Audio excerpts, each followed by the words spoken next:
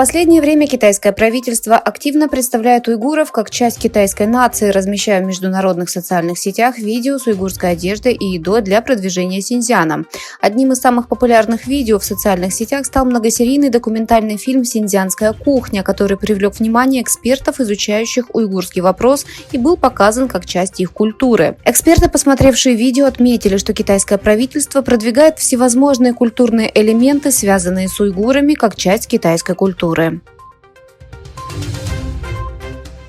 Согласно новому отчету, значительная часть одежды, поступающей в Европейский Союз, вероятно, содержит материалы, полученные с помощью принудительного труда уйгуров. Согласно отчету, подготовленному Uyghur Rights Monitor, университетом Шеффилда Халлама и Уйгурским центром демократии и прав человека, крупные бренды, такие как Zara и H&M, подвергаются высокому риску использования материалов, произведенных с помощью принудительного труда, особенно хлопка, из-за их связи с 4 крупными китайскими компаниями, связанными с государственными программами, которые используют для производства уйгуров, содержащихся в концлагерях.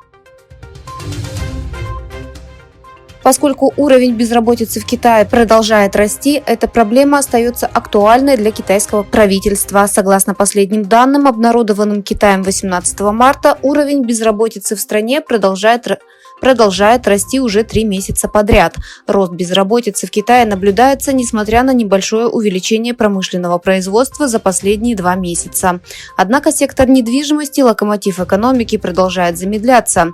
Продажи новых домов сократились на 29%. По данным Wall Street Journal, безработица среди китайской молодежи остается давней проблемой. В июне прошлого года уровень безработицы среди китайской молодежи превысил 21%.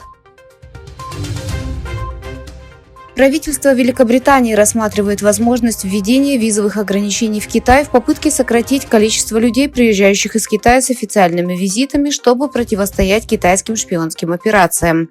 По данным Bloomberg News, известно, что проверка биографии обычно не требуется для людей, приезжающих в Великобританию с официальными визитами в дипломатических или деловых целях.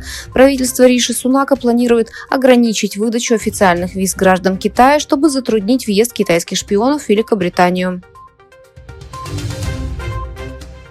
Китай обвинил США в двойных стандартах и неповиновении после сообщения агентства Reuters о том, что компания Илона Маска SpaceX создает сотни спутников-шпионов для американской разведки. В сообщении на сайте Джанс Хэнпинг социальной сети Народно-освободительной армии Китая говорится, что в то время как Вашингтон обвиняет китайские технологические компании в угрозе безопасности США, программа SpaceX разоблачает бесстыдство и двойные стандарты США. Правящий в Афганистане Талибан заявил, что 8 гражданских лиц, в том числе 3 детей, были убиты в результате произвольных авиаударов пакистанских военно-воздушных сил по приграничным районам Афганистана вчера. В ответ талибы обстреляли позиции пакистанских военных из тяжелого вооружения.